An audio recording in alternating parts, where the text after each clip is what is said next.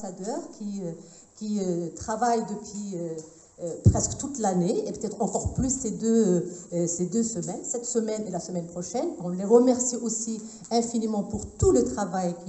Juste pour vous dire, c'est des élèves qui se réunissent les samedis, les soirées, pour préparer justement.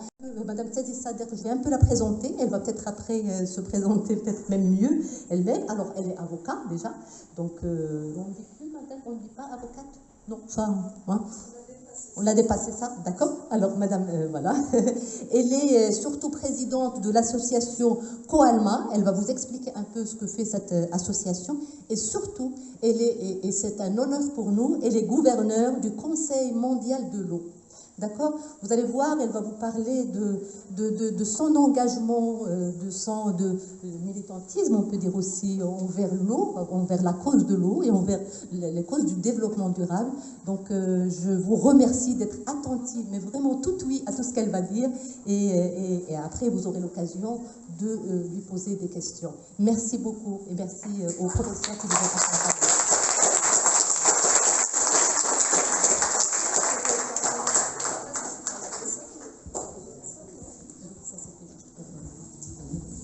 Bonjour, vous m'entendez?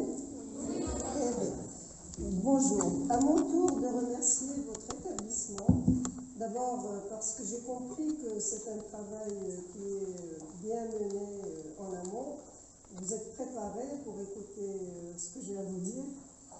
Et donc je félicite votre établissement pour cet engagement vis-à-vis de vous et vis-à-vis de la société. Parce qu'en fait, c'est un engagement qui vous concerne et qui concerne votre environnement. Je suis aussi ravie de vous parler, malgré mes occupations. J'estime que ce temps que je passe avec les jeunes est un temps utile et pertinent. C'est la 3e fois que j'interviens dans votre établissement et je le fais toujours avec le même plaisir et peut-être le même engagement. Parce que pour moi, c'est un engagement aussi de parler aux jeunes et de leur expliquer leur avenir un petit peu et surtout en quoi ils peuvent être citoyens et donc membres à part entière de la société. Merci. Et de contribuer au mieux-être de la vie en société. Voilà un petit peu le cadre dans lequel je voudrais m'adresser à vous. Rapidement, je suis ici en tant que présidente de l'association Coalma. Coalma, d'abord, est une plateforme qui rassemble tous les acteurs de l'eau, c'est-à-dire les ministères. Vous savez que le ministère de l'eau seul n'est pas concerné. Il y a aussi le ministère, c'est-à-dire, au fond, tous les ministères devraient être concernés. J'explique. Prenons le tourisme. Quand le touriste vient dans notre pays, qui est un pays de rareté, par exemple, de l'eau, est-ce que ce ministère n'est pas concerné?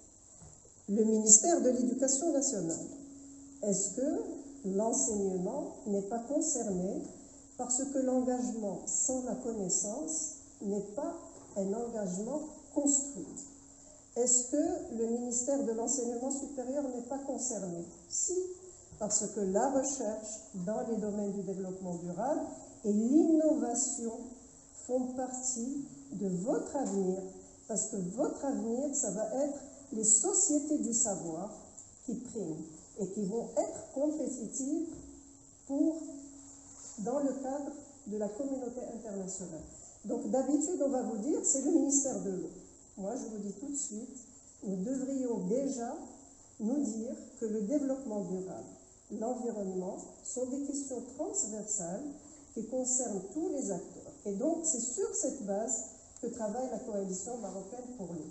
Nous avons des acteurs publics, privés, nous avons des chercheurs, des universités, et bien sûr, nous avons les associations qui jouent un rôle important dans le cadre de l'approche de proximité, de la sensibilisation, de l'éducation et des actions en faveur des populations défavorisées. Donc tout cela est très important. Donc voilà comment est construite la Coalma. Nous avons choisi un seul thème, c'est celui de l'eau, mais relié au développement durable et relié au deuxième paradigme qui est le changement climatique.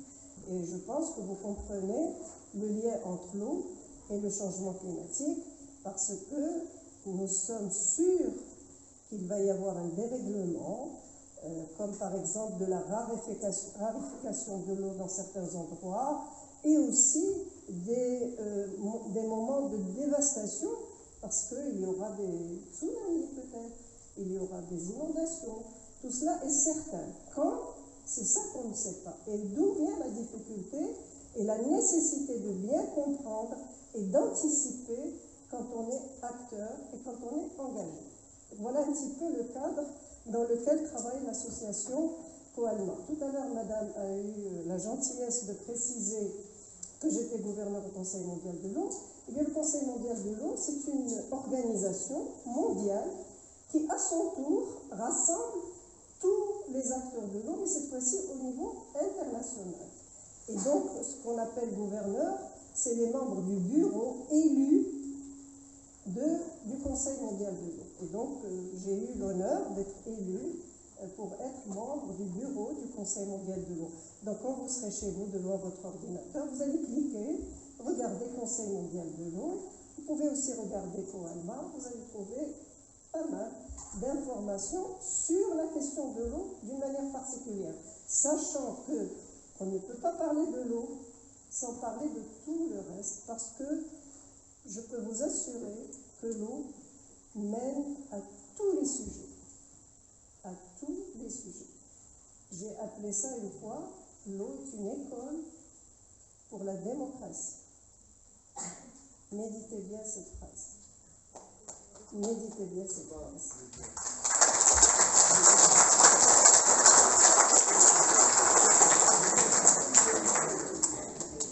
Alors, j'ai préparé des slash et on va parler d'un certain nombre de concepts clés qui vont vous permettre de comprendre où on en est. Ce qu'il faut savoir, c'est que les questions liées à l'environnement de croissance. La croissance, c'est une façon de faire évoluer un pays, mais du point de vue quantitatif uniquement. On n'intégrait pas les dimensions qualitatives, c'est-à-dire le social, l'éducation, la santé, etc. Et ensuite, on a parlé de développement. Le développement, c'est déjà un mieux, parce qu'on a intégré ces dimensions, qui sont les dimensions qualitatives, sociales. Le social est important. Et puis, on a parlé de développement durable. Et le durable, la durabilité, signifie que, vous le savez, je pense, j'ai posé des questions, on m'a dit que vous compreniez le développement durable, mais je veux insister sur le concept de durabilité. Et là, vous êtes concernés. La durabilité signifie le développement, mais avec le souci des générations futures. C'est-à-dire, moi, aujourd'hui, je vais me servir pour consommer de l'eau. Prenons toujours le même exemple, qui m'est très cher, parce que c'est la question la plus vitale, on va dire, c'est la vie. Eh bien, il faut que j'ai en tête que si je gaspille, d'abord je gaspille pour aujourd'hui, mais je gaspille pour mes enfants et mes petits-enfants, je ne leur laisse rien. Vous comprenez? C'est très important de comprendre cette notion de durabilité. Et donc, elle vous concerne. Et cette notion de développement durable est un grand progrès, parce que non seulement on met la question des jeunes et des générations futures au centre du débat, vous êtes concernés, mais en même temps, elle nous a amené petit à petit, cette notion, à amener la communauté internationale à réfléchir sur comment opérationnaliser, le rendre réel. Parce que c'est bien beau de parler d'environnement, de développement durable, mais qu'est-ce qu'on fait concrètement pour que vous, moi, madame, vos parents, les autres, nos visiteurs qui viennent dans notre pays, profitent vraiment de tout cela? C'est ça le plus important. C'est quel est l'impact dans notre vie et dans notre existence. Parce que, et là je reviens sur une autre question, ce sont nos droits. Notre droit à une existence saine, paisible, en bonne santé, et puis peut-être dans le bonheur. Bon, je ne parle pas de cette période de Covid, mais en général, le bonheur devrait être compris là-dedans. Voilà un petit peu pourquoi c'est important de comprendre cette faite à travers des rencontres. Vous avez d'abord, avant Rio, la préparation d'un grand rapport, qui est le rapport Brundtland, qui a fait le diagnostic de la situation internationale. Puis Rio qui a adopté des conventions internationales, celle sur le climat, parce que c'est ça, quand on parle de climat et de COP, c'est une convention qui a été adoptée à Rio sur la biodiversité, la protection de la biodiversité. C'est une convention qui a été adoptée à Rio. Et ensuite, il y a eu une autre sur la désertification. Vous voyez, et le processus continue. Ensuite, ce qui est important, c'est que quand vous parlez de convention, il y a un accord. Mais là, ce qui est intéressant à Rio, c'est qu'on a conclu des accords et on a mis en place des mécanismes pour opérationnaliser, pour rendre réels sur le terrain les engagements pris par les États. Parce qu'il s'agit d'engagement ici. Et puis, il y a eu Johannesburg. Johannesburg, c'est la première fois qu'on parlait de pollution de l'eau, par exemple. Vous vous rendez compte, c'est 2002, c'est hier. Avant, il y avait de l'eau, mais elle était parfois potable, mais dans le rural marocain, elle ne l'était pas. Vous voyez ce que je veux dire? Et donc en 2002, on a à peine lancé la notion d'assainissement et de protection qualitative de l'eau. C'est en 2002. 2002, c'est hier. Vous comprenez ce que je veux dire? C'est très important de mesurer, si vous voulez, la temporalité par rapport à ces questions. Et puis ensuite, il y a eu des avancées. On a commencé à parler d'économie verte. Pourquoi on a parlé d'économie verte? Parce que, petit à petit, il y a eu de plus en plus d'interventions d'acteurs. Au début, c'était les États, les ministères. Et on s'est rendu compte que ce n'était pas suffisant, c'était trop technique. Alors ensuite, il y a eu, bien sûr, autour de Rio, la revendication des associations pour demander à participer aux prises de décision concernant ces questions. Et petit à petit, on a introduit dans les processus décisionnels les associations. Et puis ensuite, on s'est rendu compte que, bon, le public, l'association, la recherche, c'est important, donc l'université, la connaissance. Et puis on s'est rendu compte que, bon, ceux qui travaillent sur le terrain, ce sont les entreprises, ce sont les opérateurs. Et donc il y a des opérateurs publics et des opérateurs privés. Eh bien, à ce moment-là, on intègre aussi les opérateurs dans les processus de décision et on parle d'économie verte. Et puis on s'est rendu compte, après, parce que ça n'apparaît pas sur ce schéma, après on s'est rendu compte, mais dans les politiques, c'est bien de gérer l'eau, mais en fait, il faut aussi valoriser. Et donc on parle d'économie circulaire. Aujourd'hui, retenez ce mot, c'est un concept sur lequel vous serez amené à travailler quand vous serez dans la vie active, l'économie circulaire, c'est-à-dire il y a de l'eau dans la nature, je l'amène jusqu'au robinet, espérons pour tout le monde, et donc une fois qu'elle est utilisée, il faut la traiter, la valoriser et voir comment en tirer aussi profit. Vous voyez ce que je veux dire? Et donc c'est un cercle. On n'est plus dans le linéaire, on est dans un cercle.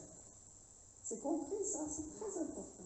Et donc vous voyez, regardez les acteurs, grands groupes, gouvernement, ensuite organisation, c'est là, tout est expliqué ici. Gouvernement, organisation, entreprise, et enfin, on arrive à l'autre dimension, c'est qu'on prend en considération la vie des consommateurs. Parce qu'aujourd'hui, il y a des associations de consommateurs. Quand je dis consommateurs, c'est la population. Alors cette population, elle peut être indifférente ou elle peut être active et engagée. Et c'est à partir de là qu'on parle de citoyenneté, parce que la citoyenneté, ce sont des droits et des obligations. Voilà ce que je vous disais sur le développement durable. Vous voyez, il y a le court terme et le long terme. On parle du local, mais les questions d'environnement et développement durable ne peuvent pas être gérées au niveau d'un pays, au niveau d'une région. Mais tenir compte des particularités de chaque localité, pas de chaque pays, de chaque localité, C'est très important. Et puis, comme je vous disais tout à l'heure, c'est une question qui apparaît comme étant simple, mais la complexité, c'est le fait, par exemple, quand vous travaillez sur l'eau, de ne pas travailler sur cette question de manière technique, mais d'introduire d'autres éléments. Et c'est la définition même du développement durable qui repose sur 3 piliers. Moi, j'en ajoute 2 autres, moi, personnellement. C'est le social, l'environnement, l'économie.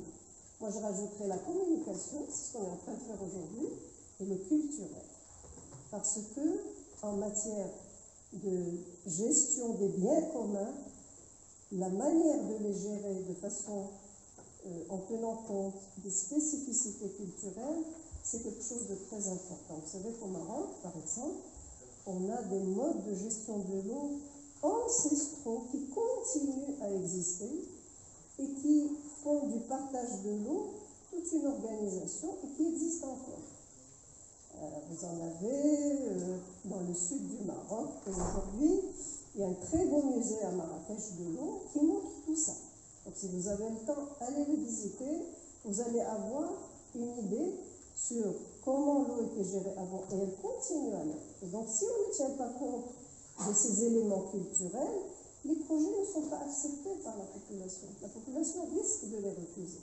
Donc voilà un petit peu, si vous voulez, quelques éléments sur ces questions de développement durable et d'avenir et de générations futures. Alors, vous connaissez les 17 objectifs du développement durable, n'est-ce pas? Les objectifs, vous les connaissez pas? Je vais vous les montrer. Mais en fait, elles s'articulent autour de 5 grands thèmes. La planète, notre planète, et si on continue à agir comme on le fait, d'après les scientifiques, ils nous disent qu'il nous faudrait 1,75 de la planète d'aujourd'hui. Donc si vous voulez protéger votre planète et la garder, parce que pour le moment on n'est pas encore parti à Mars, donc on n'en a qu'une seule. Et pour la garder en bon état pour qu'elle puisse nous contenir et nous répondre à nos besoins, on a besoin de faire beaucoup d'efforts, notamment en matière de changement climatique, de protection des ressources, etc. À la fin, des questions, à la fin. La population, la démographie, il y a une planète. C'est comme vous avez un gâteau, hein, il y a 6 parts, et puis la famille s'agrandit. Comment on fait? Les 6 parts deviennent 12, et ensuite elles deviennent 20, et elles deviennent, etc. Ben, c'est ça. Si la planète est la même, que faisons-nous? Parce que nous ne sommes pas dans des cycles infinis. Comprenez ce que ça veut dire? Il y a ce qu'il y a, il faut le protéger, il faut l'utiliser avec parcimonie. Il y a aussi la prospérité, on est d'accord, il ne faut pas que ça entache notre prospérité et notre développement et les avancées, mais n'empêche. Or, aujourd'hui, on se rend compte que le partage de ces ressources peut entraîner un conflit. Donc il y a la question de la paix. Comment faire pour partager et être dans des processus de paix plutôt que de conflit. Et enfin, les partenariats. Tout ça ne peut pas se faire, je vous l'ai dit tout à l'heure, le global ne peut pas se faire sans partenariat. Et le partenariat doit être un partenariat, oui, égal. C'est-à-dire, il ne faudrait pas que certains pays pensent que le partenariat leur donne des droits supplémentaires à d'autres. Il y a toute la réflexion sur le nord, le sud, etc. Donc ça, ce sont des débats très importants. Alors, voilà les objectifs du développement durable. La communauté internationale donc s'est mise d'accord pour atteindre en 2030 des objectifs par rapport à des questions importantes. Et vous allez voir, c'est ce que je vous disais tout à l'heure, c'est ça la complexité. Vous allez voir que, par exemple, l'objectif 6, c'est l'eau. Mais est-ce que l'eau n'a pas besoin de lutte contre la pauvreté? L'éradication, c'est la première, éradication de la pauvreté. Parce que quand il y a de la pauvreté, il y a des gens qui ne peuvent pas payer leur eau. Et en même temps, l'eau permet le développement. Donc il y a cette dialectique entre les deux. Ensuite, il y a la lutte contre la faim, l'accès à la santé. Cette année, on a bien compris ce que ça signifiait, le droit à la santé. L'accès à l'éducation, l'égalité entre les sexes. Vous êtes ici des filles et des garçons. C'est pas gagné cette histoire. Il y a encore du travail à faire. Et ça, on compte sur vous, messieurs, pour changer votre mind par rapport à la question. Et comprendre que vous avez les mêmes droits, les mêmes responsabilités.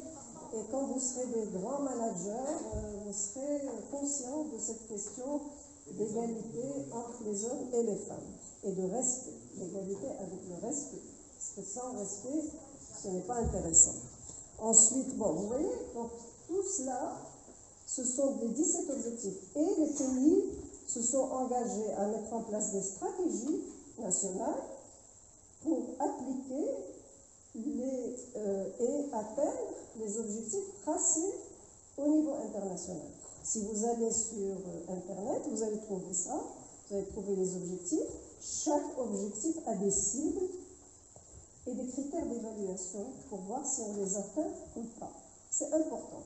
Et donc ce suivi fait que on est dans des phases d'opérationnalisation de ce qu'on appelle le développement durable.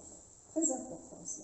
Parce que parler du développement durable, c'est bien, le mettre en place, c'est certainement mieux. Alors, à partir de là, quand vous comprenez les enjeux et les défis, ils sont nombreux, parce que là, je ne parle pas du changement climatique, je ne parle pas de la question de la démographie, je ne parle pas de la question de l'énergie, je ne parle pas en profondeur de la question des conflits, de la paix, etc. Mais bon, vous avez compris que nous vivons dans un bien-être, où la communauté internationale et tous les pays font beaucoup d'efforts pour leur population, mais cela ne peut plus se faire comme avant par les États tout seuls. Nous sommes tous concernés, et vous avez vu l'évolution que je vous ai montrée. Et donc à partir de là, le concept de citoyenneté prend tout son sens. Il prend tout son sens, mais il faut le comprendre, parce que parfois on parle de certains concepts sans les comprendre. J'ai un petit peu résumé, pour vous donner un aperçu, c'est le droit de participer aux décisions relatives à la communauté politique. Parce qu'on est en politique, quand on prend des décisions qui sont prises par les gouvernements, je ne parle pas de politique politicienne des partis politiques, c'est la politique au sens noble du terme, c'est-à-dire politique publique, qui sont faites au service des citoyens, pour améliorer la vie des citoyens. Et est au cœur des relations entre l'individu et la société qui lui préexistent. C'est-à-dire quand vous êtes né, il y avait une société, et vous vous engagez dans cette société par naissance ou par choix. Je demande une nationalité parfois, donc je dois intégrer cette communauté avec ses règles, ses droits et ses obligations. Sinon, je reste chez moi. Voilà. Le citoyen a des obligations, donc, mais le citoyen a des obligations à l'égard de la communauté. Et donc l'engagement, ça s'appelle l'engagement, peut prendre plusieurs formes. Donc vous alertez par via associative, vous allez voter, ça c'est un acte citoyen très important, parce que lorsque vous votez, vous choisissez ceux qui décident pour vous et qui vous représentent. Et les personnes qui ne votent pas, personnellement, je trouve que ce n'est pas du tout responsable. Parce qu'après, lorsqu'on n'est pas content du résultat, on commence à râler, à ce moment-là, il faut se taire, quand on n'a pas voté. Vous allez bientôt être en âge de voter, donc allez voter. Ça peut être participer à des réunions publiques, etc. Voilà un petit peu ce que c'est. Mais s'engager pour mieux vivre ensemble repose sur des valeurs. Et la notion de valeur est importante en matière de développement durable et d'environnement. Il y a le civisme, il y a la civilité, le comportement. Comment on se comporte par rapport à notre environnement, par rapport à nos voisins, etc. La solidarité. Et la solidarité, elle n'est pas que actuelle, c'est une solidarité intergénérationnelle. C'est ça le développement durable. Je prends ce qui me revient, je pense à mes enfants et à mes petits-enfants. Et chacune d'elles font du citoyen l'acteur d'une vie harmonieuse, épanouie dans une communauté. Et elle a 5 piliers. Bon, bien sûr, la dimension politique, la dimension sociale, ce que je vous disais tout à l'heure, la dimension culturelle, la dimension économique et la dimension environnementale. Et donc on retrouve là encore les ingrédients et les piliers du développement durable. Maintenant, il y a un concept dont certainement vous entendez parler tous, et sans arrêt, gouvernance. Mais la gouvernance, elle est reliée au développement et à l'évolution que nous avons vu tout à l'heure. On ne peut pas parler de gouvernance sauf si certains principes sont respectés. Je vous les ai mis là, tous, les uns après les autres. Elle ne se réduit pas à des recettes, mais il faut qu'il y ait des principes qui sont respectés et qui sont mis en action, pas seulement au niveau intellectuel. C'est bien au niveau intellectuel de comprendre et de prendre conscience, et à chaque fois il faut penser, et c'est ça qui manque parfois à certaines réflexions, notamment certaines associations. C'est bien de critiquer, c'est bien d'alerter, c'est bien de proposer, mais comment? C'est le comment, et pourquoi, et jusqu'à quand, et jusqu'où. C'est ça ce qui est important, c'est de mettre les principes et de les rendre réalité, les transformer en action. Et donc, quels sont ces principes? La démocratie, quand je dis citoyen, lorsqu'il y a participation, représentative ou pas, nous sommes en démocratie. C'est la participation, les respects de l'état de droit, donc le respect des lois, etc., et donc de la politique. Alors, les principes de référence, c'est la participation, la décentralisation, c'est-à-dire quand on rend certains lieux autonomes et qui prennent en charge leurs standards de vie. Vous prenez une commune est composée d'un conseil communal, ce sont des personnes élues pour représenter la communauté de leur commune, et là nous sommes dans la décentralisation, elle a des moyens. La déconcentration, c'est quand l'État charge certains acteurs de faire des choses mais sous son contrôle. Donc c'est différent, mais les deux sont nécessaires. Il faut qu'il y ait un équilibre entre les deux, et l'atténuation du caractère unilatéral, c'est-à-dire on n'est plus dans va faire, on est en train de dire comment pouvons-nous faire ensemble. C'est ça la différence qu'il y a entre avant et aujourd'hui. Et c'est ça la démocratie. Et ensuite la transparence, bien sûr, la cohérence, bien sûr, la responsabilité, je n'ai pas arrêté d'en parler, l'anticipation, quand on parle de durabilité, il faut anticiper forcément. La comptabilité, c'est rendre compte, c'est-à-dire on fait un travail, mais on ne le fait pas n'importe comment, on doit arriver à un résultat, et ce résultat, on doit en rendre compte. Et puis l'efficience, l'effectivité, c'est ce que je parle, c'est la mise en œuvre, etc., etc. Vous les avez là, c'est ça la gouvernance. Quand il n'y a pas ces principes, on est en train d'évoluer vers la gouvernance. Ça ne s'appelle pas encore la gouvernance. Alors, personnellement, mon engagement s'est fait autour d'une idée. C'est comment transformer ces questions environnementales qui nous concernent au plus proche de notre vie. C'est-à-dire, si je n'ai pas d'eau, je perds, si vous voulez, mon hygiène, je n'ai pas de quoi me nourrir, je perds ma santé parce que l'OMS a déjà déclaré que 80% des maladies sont véhiculées par l'eau qui n'est pas propre. Si je n'ai pas d'eau, mon développement ne se fait pas, l'agriculture ne se fait pas, etc., etc. Et donc, mon engagement, ça a été de dire, eh bien, ces questions doivent relever du droit à l'homme, du droit fondamental à l'homme. Et donc, unir ces questions d'environnement et les droits de l'homme. Voilà, ça a été mon combat. Parce que je travaille sur les deux questions. Je travaille sur la question des droits de l'homme et sur la question de l'eau, développement durable, environnement en manière. Je voudrais ouvrir une petite parenthèse. Pendant longtemps, beaucoup de personnes pensaient que ces questions relevaient des études d'ingénieur.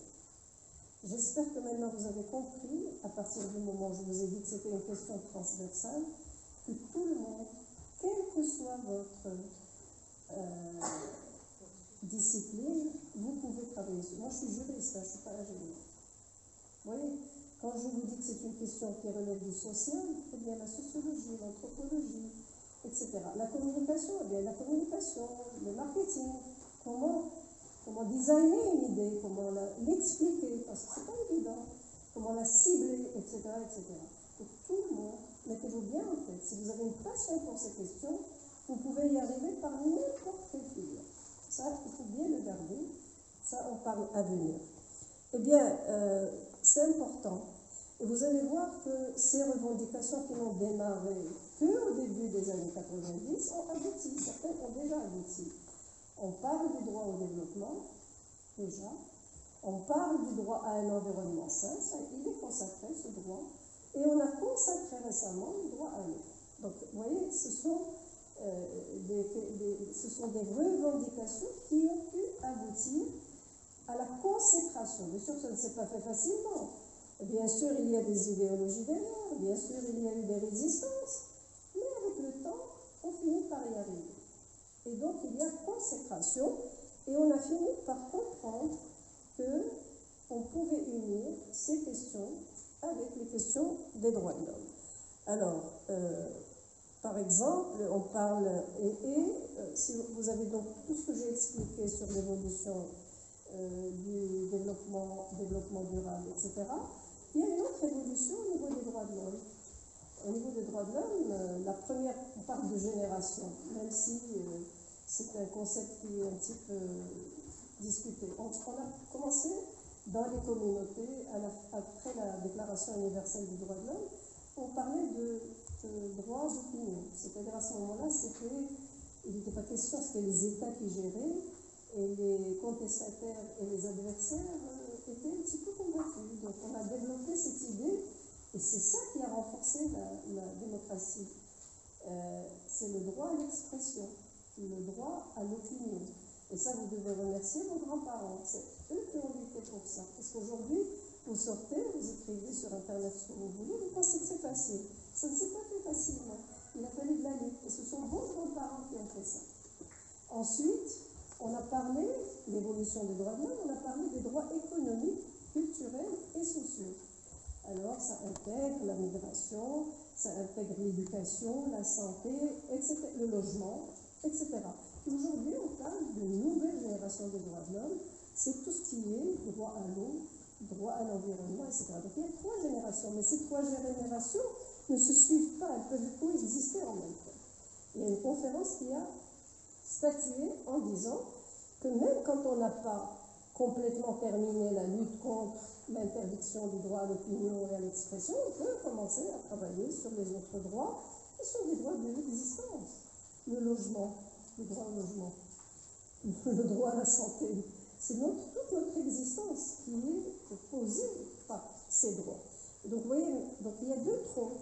Et bien, à un moment donné, on essaie aujourd'hui de les rassembler ensemble, de les faire évoluer ensemble par rapport à cette question des droits de l'homme. Et les droits de l'homme sont justement le lieu de l'engagement citoyen. Alors, je vais vous donner 2 exemples. Un exemple, vous êtes un manager, une société. Voilà, là, je parlais de vous en tant qu'individu. Mais la responsabilité n'est pas individuelle. Les groupements aussi doivent manifester leur responsabilité. Et la responsabilité sociétale, c'est la manière pour les entreprises et les opérateurs de rendre opérationnel le développement durable. Donc ils reprennent pour leur compte. Alors avant, l'entreprise était fermée sur elle-même. Elle gérait, à la limite, on faisait attention aux employés, etc. Aujourd'hui, l'entreprise ne peut plus faire ça. Il faut qu'elle gère in situ, à l'intérieur, mais en prenant en considération son environnement extérieur. C'est ça la responsabilité sociétale. C'est-à-dire qu'aujourd'hui, l'entreprise, pour être compétitive, elle doit faire attention aux demandes des consommateurs. Elle ne doit pas faire travailler les enfants. Elle doit aussi contribuer à la protection de l'environnement. Elle doit aussi, par exemple, pour être citoyenne, laisser une part pour les personnes en situation de handicap et les faire travailler. C'est-à-dire d'être attentif aux droits de l'homme. Et il y a une norme qu'on appelle la norme 26 000 qui pose ces questions. Et aujourd'hui, il y a un nouveau débat au niveau des institutions internationales sur l'entreprise et les droits de l'homme. On est en train de préparer une sorte de charte, de convention, c'est pas encore clair, mais on avance vers ça. Et aujourd'hui, ce label responsabilité sociétale ouvre des portes aux entreprises, parce qu'il y a des bailleurs de fonds qui refusent, les entreprises qui ne respectent pas cette notion, elles ne trouvent pas facilement de crédit. C'est ça l'évolution. Donc on est là-dedans. Là, je vous ai mis rapidement quelques valeurs ou les questions importantes qu'on pose pour atteindre. Alors, si vous êtes manager un jour dans une entreprise, il ne faut pas oublier que vous êtes un engagé, et votre entreprise est une personne morale qui, elle aussi, doit être dans le même état d'esprit. Et ça s'appelle la responsabilité sociétale des entreprises. Le deuxième exemple que je voudrais vous montrer, c'est l'eau. Regardez la situation de l'eau dans le monde, regardez l'usée. 80% des eaux usées sont encore rejetées dans la nature. Ça veut dire que l'agriculture est polluée par l'eau. Ça veut dire que ce que nous mangeons, parfois, au départ, est un petit peu pollué. Ensuite, il y a, regardez le nombre de personnes qui chaque année sont contaminées dans le monde. Alors évidemment, l'Afrique est concernée. Je n'ai pas voulu donner de chiffres particuliers, mais ça, ce sont des choses que vous pouvez trouver. Une fois que vous avez un peu la démarche, vous pouvez trouver le reste. Et surtout, vous savez qu'il y a des écoles où il n'y a pas de toilettes. Et que les petites filles quittent l'école parce qu'elles n'osent pas faire ce qu'elles ont à faire n'importe où. Ça n'a l'air de rien, ça existe encore. Vous voyez, une école sur 3 n'a pas d'eau potable. Et quand l'eau est là, elle est froide, elle n'est jamais chaude, elle n'est jamais chauffée, alors qu'il y a le chauffage le solaire.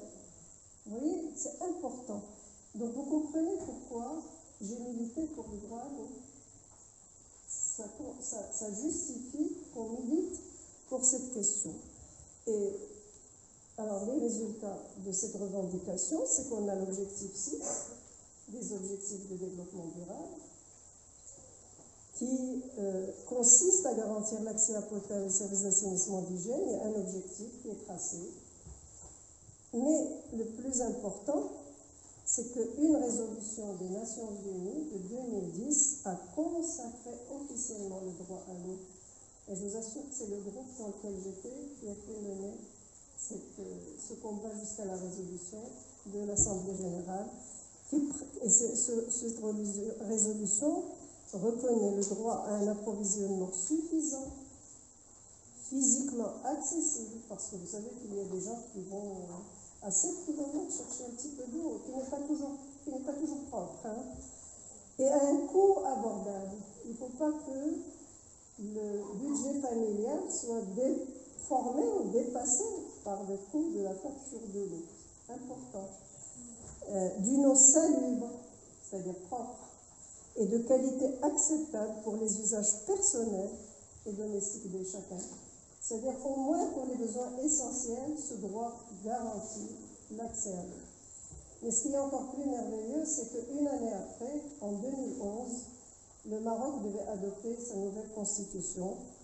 Et l'article 31 de cette constitution prévoit l'État, les établissements publics et les collectivités locales œuvrent à la mobilisation de tous les moyens à disposition pour faciliter l'égal accès des citoyennes et des citoyens, c'est important, hein, aux conditions leur permettant de jouir des droits. Alors, il y a plusieurs droits, moi j'ai mis simplement les 3 qui nous concernent, à l'accès à l'eau et à un environnement sain, au développement durable. Et donc l'affaire est conclue. Maintenant, on passe à la mise en œuvre de ce droit, et le Maroc a fait beaucoup de progrès dans ce sens.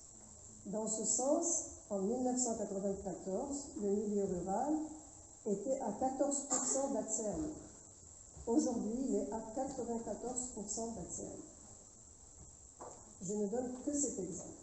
Vous savez que pour un pays comme le nôtre, en comparaison avec des pays de même niveau, nous avons de l'eau en continu. Vous ouvrez le robinet, c'est facile. Nos voisins ont de l'eau 2 jours par semaine, etc., etc. En Afrique, plusieurs pays qui ont beaucoup d'eau n'ont pas accès à l'eau tous les jours, etc., etc. Maintenant, pour parler de l'eau potable, c'est encore une autre affaire. Donc, on compare ce qui est comparable et on peut dire que notre pays, il y a encore beaucoup de choses à faire. Attention, je ne donne pas ça. Il y a encore des choses à améliorer. Il n'y a pas toujours des choses à améliorer dans ce domaine.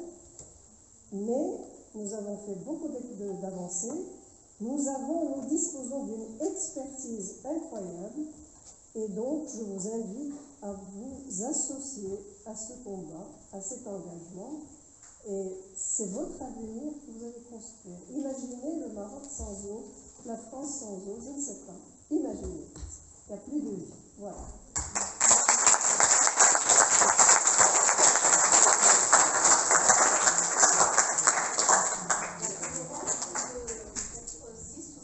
Je crois que j'ai été trop longue.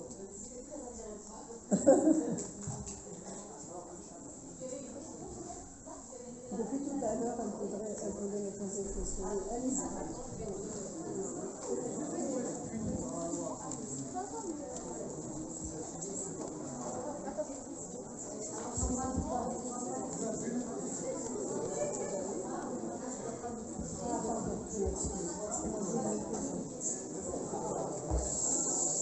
Alors, en fait,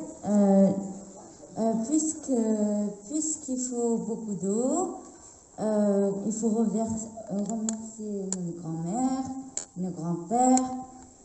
C'est eux qui nous ont aidés pour avoir plus d'eau. Il faut remercier la nature et l'eau. Voilà.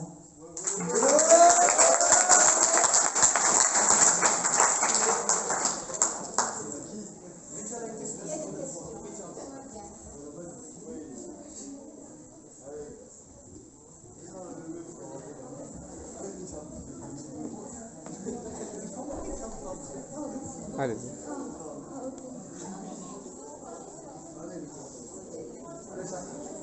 Est-ce que, vu que le droit à l'eau a été mis il y a quelques années... Je m'excuse, est-ce que vous parlez fort parce que sinon, avec le masque, ça ne passe pas beaucoup. S'il vous plaît, parlez un peu. Est-ce que, vu que le droit à l'eau a été mis il y a quelques années, est-ce qu'on peut être puni par rapport à cette loi, genre si on gaspille l'eau, par exemple, ou quelque chose? Est-ce que ça peut être puni, vu que c'est un droit et que c'est dans la Constitution? D'accord.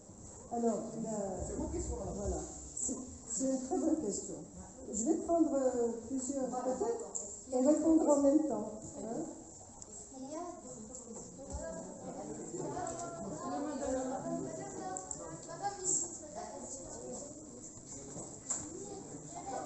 Est-ce que il y aurait des moyens pour que même en Afrique, que tout le monde ait accès à l'eau, sans exception? Est-ce que c'est possible que tout le monde il y ait un moyen pour que tout le monde ait accès à l'eau?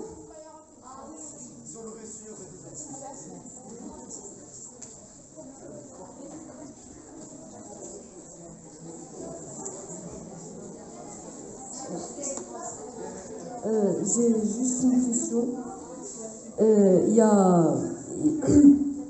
On peut utiliser l'eau pour plusieurs manières. Vous pouvez vous présenter.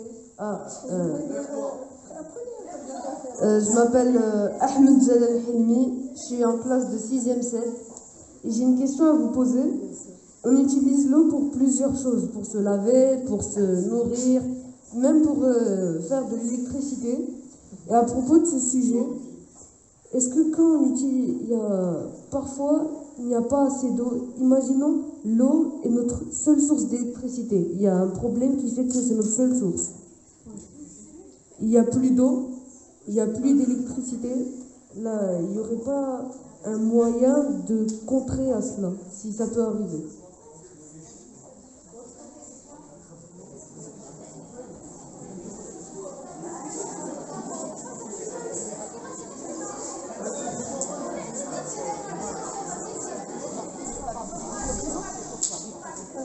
Bonjour, je m'appelle... S'il vous plaît. Donc bonjour, je m'appelle Raïs, je suis en seconde 7 et je suis co-ambassadrice. Je voudrais poser une question qui revient par rapport à ma camarade. Est-ce que les entreprises qui sont au Maroc et qui produisent des bouteilles en plastique et qui prennent cette eau des rivières, est-ce qu'elles sont punies par exemple quand elles ne respectent pas l'environnement dans lequel elles prennent l'eau? Je vous assure que je n'ai pas bien distingué ce que vous avez dit. Je m'excuse. Vous pouvez vous éloigner en de votre place parce que je n'arrive pas. À moins que quelqu'un puisse répéter, je ne sais pas. En revenant sur ce qu'a dit ma camarade, est-ce que les entreprises qui font des bouteilles en plastique et qui prennent l'eau des rivières, donc qui polluent l'environnement, qui prennent l'eau des rivières, est-ce qu'elles sont punies pour ce qu'elles font? Oui. Je peux répéter? Oui. Alors, la question est de savoir, est-ce que les entreprises qui produisent de l'eau en bouteille sont punies si elles ne respectent pas l'environnement?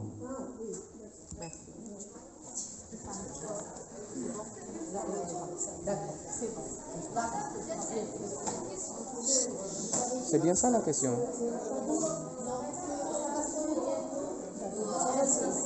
Rapidement, vous m'entendez? Rapidement.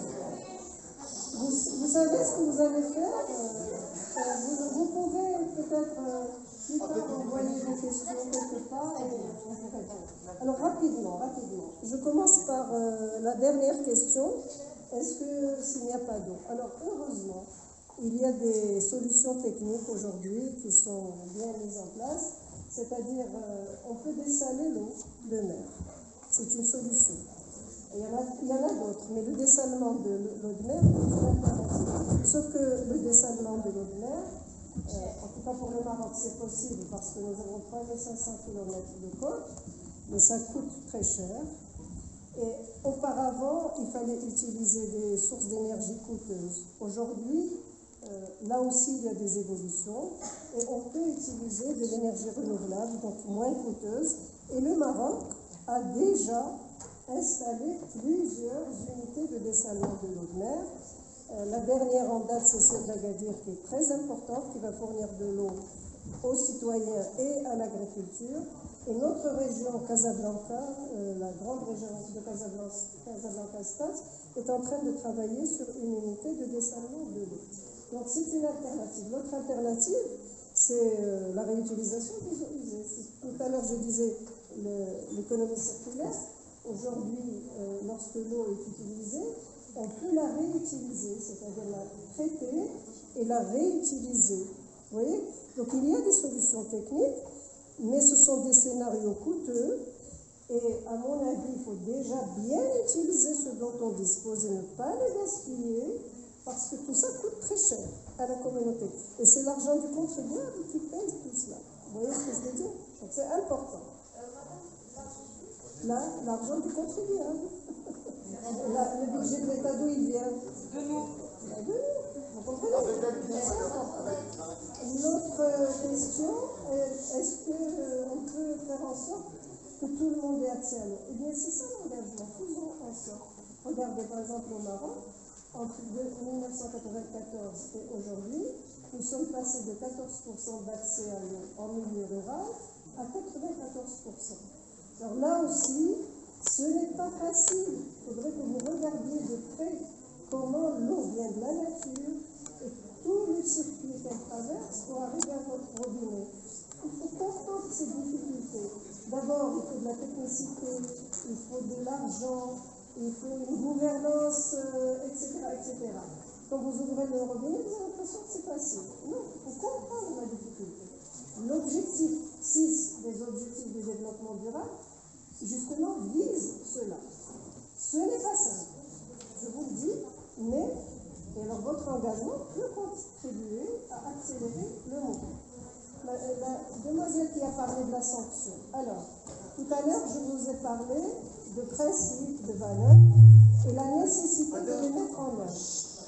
Pour qu'il y ait sanction, il faut qu'il y ait action en justice.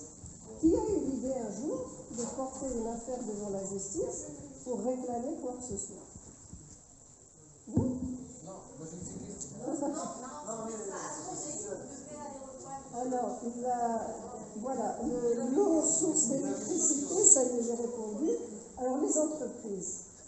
La responsabilité sociétale. Aujourd'hui, les entreprises, surtout les entreprises qui produisent de l'eau, ne peuvent plus se permettre de ne pas respecter l'environnement. Ils ne peuvent plus. Sinon, alors, d'abord, il y a les associations de consommateurs qui regardent, et il y a aussi des règles obligatoires. C'est-à-dire, prenons l'exemple aujourd'hui à Casablanca, nous avons validé. Il y a un contrat qui s'appelle le cahier de charge qui est signé par elle, où elle s'engage à faire ou à ne pas faire. C'est bon. Et il y a un comité de suivi qui surveille. Et je ne vois pas du tout la idée pour faire atteinte. Au contraire, ils ont fait un travail extraordinaire au niveau de la côte pour dépolluer toute la côte. Vous avez vu cette partie de la côte, c'est grâce à ce travail au contraire. Donc voilà, c'est pour ça que je vous dis, l'expertise, la connaissance sont importantes, même derrière le langage. Voilà.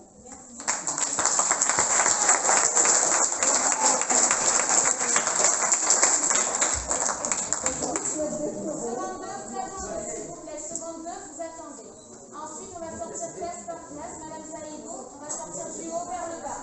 Monsieur Boussalem, Madame Zaïdou. Restez assis. Restez assis. Madame Zaïdou et Monsieur Boussalem.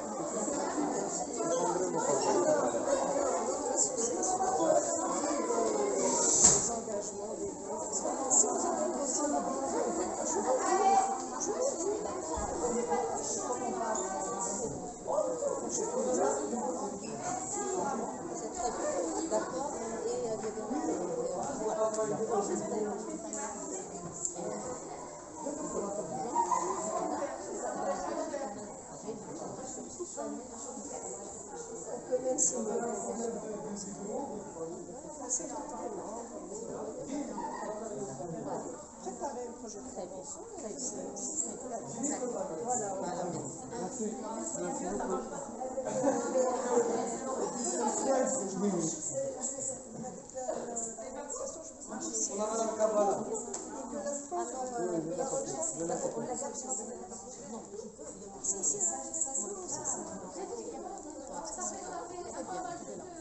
Merci.